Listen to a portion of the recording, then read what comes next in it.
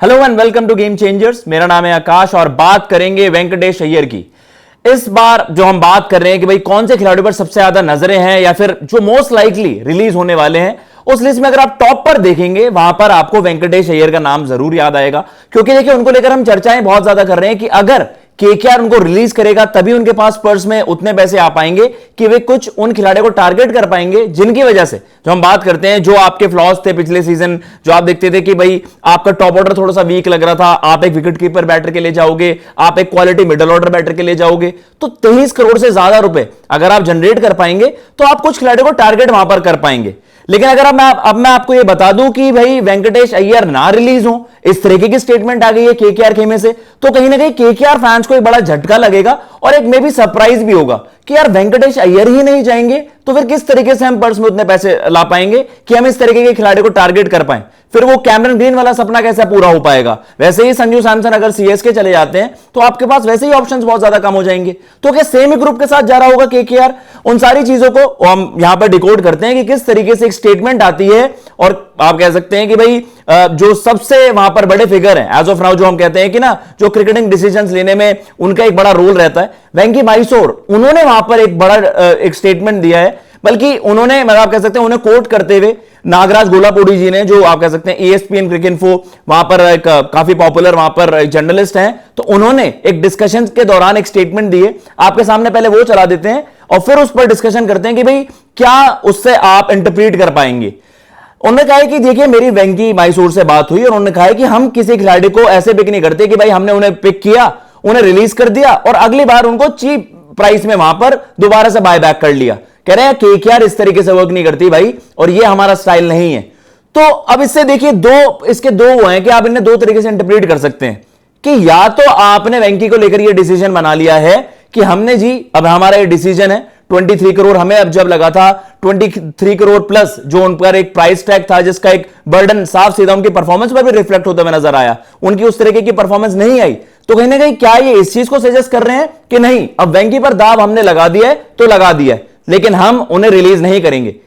क्योंकि वो स्टेटमेंट तो ये सजेस्ट करती है कि भैया ऐसा नहीं करते कि खिलाड़ी खरीद लिया, एक आध परफॉर्मेंस आपने देख ली और फिर एक सीजन के बेसिस पर आपने उनको डिस्कार्ड ही कर दिया। लेकिन अब इसका जो हम कहते हैं कि दूसरा पहलू क्या है, उसका दूसरा पहलू यह भी हो सकता है कि भैया वेंकी का जाना तो तय है ही, लेकिन हम उन्हें बाय बैक करने की नहीं सोच रहे। यहां पर हम फिर रिकंसिडर नहीं करेंगे कि भैया एक बार आपने खरीदा और आपको लगा वो वर्क नहीं कर पाई ये चीजें, तो फिर आप उनको रिलीज करेंगे और उनकी तरफ वापस नहीं जाएंगे। तो ये जो स्टेटमेंट है इसने कहीं ना कहीं बवाल मचा दिया है और ये कह सकते हैं कि अब भाई ये इस तरीके की तलवार है कि दो मुंही तलवार हो गई है। अब आपको नहीं पता ये किस वे जा रही होगी, क्या ये वेंकी के फेवर में काम करेगा, वेंकटेश अय्यर के फेवर में काम करेगा या फिर उनके अगेंस्ट। अब एक बार स्क्वाड पर नजरें डाल लेते हैं, क्योंकि जो हम बात कर रहे हैं कि भाई क्यों केकेआर के लिए एक बहुत बहुत बड़ा डिसीजन ये है कि आप वेंकटेश अय्यर को रिलीज करें। अब आप देख भी सकते हैं कि भाई इस पूरे ग्रुप में आप दो खिलाड़ियों को कह रहे थे कि उन पर आप चर्चाएं कर सकते हैं। एक आंद्रे रसल जो 12 करोड़ रुपए उनका प्राइस टैग है,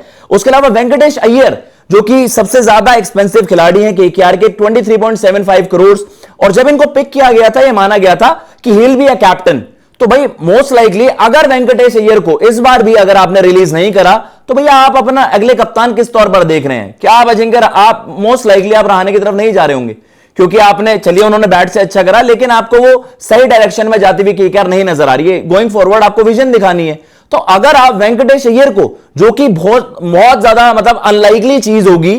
कि एक बड़ा ब्लंडर ही होगा अगर आप केकेआर फैन से पूछेंगे और ओवरऑल कह सकते हैं ना कि बेसिक क्रिकेटिंग इंस्टिंक्ट से बात करेंगे कि भैया 23 करोड़ 75 लाख रुपए क्या Venkatesh Iyer as of now वो वहां पर जस्टिफाई कर रहे होंगे वो प्राइस टैग? तो कहने का मतलब यही है, वेंकटेश अय्यर को रिलीज करना तो केकेआर के लिए it's a need of the hour. अगर आपने ऐसा नहीं करा देन इट विल बी मतलब अ बिग ब्लंडर अगर आपने इस तरीके से वो चीज कर दी इस बार भी। लेकिन जो हम बात भी कर रहे थे, जो हम एक पर्स जनरेट की करने की बात कर रहे हैं कि आप 35 करोड़ रुपए 40 करोड़ रुपए केवल वेंकटेश अय्यर के दम पर ही क्यों बात कर रहे हो, तो आपके सामने वो टारगेटेड लिस्ट भी चला देते हैं जहां पर आपको नजर आएगा कि भैया देखिए वेंकटेश अय्यर के 23 करोड़ 75 लाख यहां से मैं हटा दूं तो उसमें आपके पास बचेगा ही क्या? आपके पास फिर 20 करोड़ से नीचे का ही पर्स बचेगा। तो अगर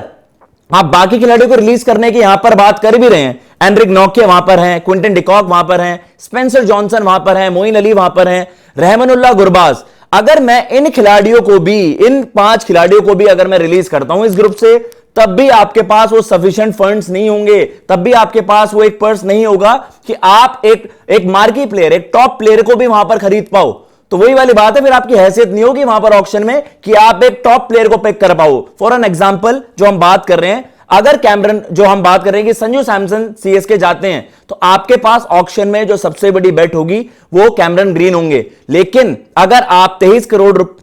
75 लाख रुपए उस पर्स में नहीं रख पाए, तो महज 16-17 करोड़ रुपए में आपको बाकी खिलाड़ी भी टारगेट करने पड़ेंगे, और फिर उतने में आप कैमरन ग्रीन को तो पिक करना इट्स इम्पॉसिबल। तो फिर वो दूसरी टीम्स के तरफ जा रहे होंगे कैमरन ग्रीन, क्योंकि आपको पता है इस तरीके के पर्स जनरेट करने के बाद जो हम कह रहे हैं वो एसआरएच भी कर सकती है, एक तरीके से दिल्ली भी कर सकती है, और जो हम बात कर रहे हैं जो बाकी टीम्स आपके साथ कंपीट कर रही होंगी वो बिल्कुल भी आपको मौका नहीं देंगे कि आप एक टॉप प्लेयर की तरफ जाओ। तो अगर वेंकटेश अय्यर को केकेआर रिलीज नहीं करता है तो ये इनके लिए एक सबसे बड़ा झटका भी हो सकता है। गोइंग फॉरवर्ड आप वहीं फंस जाओगे जहां से आपने शुरुआत करी, और बाकी टीमें आपसे बहुत ज्यादा आगे निकल जाएंगी, क्योंकि सीएसके ने मास्टर स्ट्रोक चल दिया है। सीएसके ने अपना आधा ग्रुप पिछले साल ही बना लिया था, और अब वो संजू सैमसन को वहां पर टारगेट कर रहे हैं। इवन राजस्थान रॉयल्स ये कंसिडर कर रहा है कि संजू जा रहे हैं तो हमारा बेस्ट पॉसिबल कॉम्बिनेशन क्या हो सकता है, तो उसमें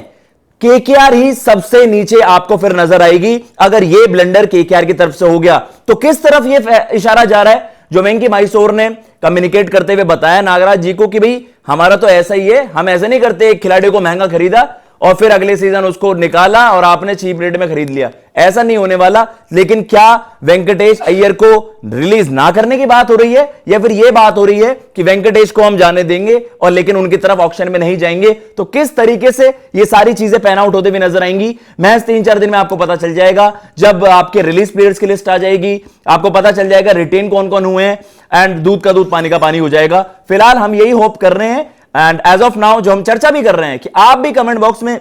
बताइएगा कि आपको किस तरीके से ये केकेआर की स्ट्रैटेजी लगती है। मतलब कहीं ना कहीं वेंकटेश अय्यर जो कि एक मस्ट होना चाहिए आपके लिए, कि उनको रिलीज किए बिना भाई अगर आप मिनी ऑक्शन में जा रहे होंगे तो आपके पास खरीदने के लिए कुछ नहीं होगा। लेकिन क्या ये एक मास्टर स्ट्रोक साबित भी हो सकता है कि केकेआर दिखा रहा है कि कोई बात नहीं जी, सब तो इन्हें काउंट आउट कर रहे हैं, सब कह रहे हैं वेंकटेश अय्यर जस्टिफाई नहीं करते 23 करोड़ 75 लाख रुपए, लेकिन केकेआर क्या पता इनको बैक करे और फिर दुनिया को यह दिखाए कि ये देखिए हमने उस खिलाड़ी पर दाव लगाया था जिसे दुनिया ने राइट ऑफ कर दिया था, जिसे दुनिया ने कह दिया था ये 23 करोड़ 75 लाख रुपए जस्टिफाई कर ही नहीं सकता। और जब दुनिया ने सवाल उठाया कि भैया आपने श्रेयस जैसे खिलाड़ी को बाहर कर आपने वेंकटेश पर 23 करोड़ 75 लाख रुपए इन्वेस्ट करे हैं, तो क्या ये एक आपकी तरफ से बड़ा फंबल था? लेकिन क्या केकेआर इस कॉल को जस्टिफाई कर पाएगा कि हम 23 करोड़ 75 लाख रुपए में वेंकटेश अय्यर को रिलीज नहीं करेंगे, अपने ग्रुप में रखेंगे? या फिर ये बिल्कुल अपोजिट चीज जाती है, जैसा कि उन्होंने अपनी स्टेटमेंट से सजेस्ट भी करा है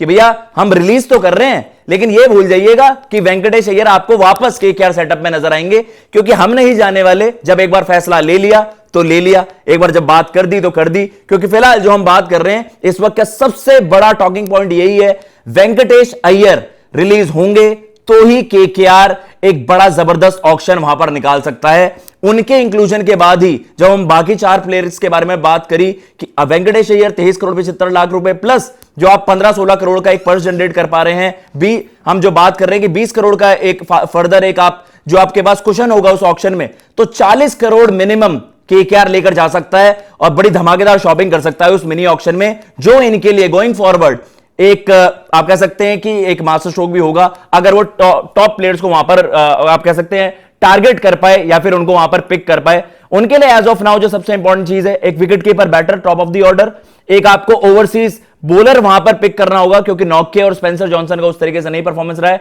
एंड उसके अलावा आपको अपना मिडिल ऑर्डर थोड़ा सा और स्ट्रेंथन करना होगा क्योंकि गोइंग फॉरवर्ड आपको आंद्रे रसल का भी एक बैकअप चाहिए होगा। केकेआर की ऑक्शन स्ट्रैटेजी किस तरीके से होने वाली है, कमेंट बॉक्स में आप भी बताइएगा। आपको क्या लगता है, वेंकटेश अय्यर को रिलीज करना बेटर होगा, उनको रखना क्या आपको लगता है वो एक सही कॉल होगा? ये एक बड़ी इंटरेस्टिंग चीज होने वाली है, कमेंट बॉक्स में जरूर बताइएगा। मैं लेता हूं इजाजत। जय हिंद,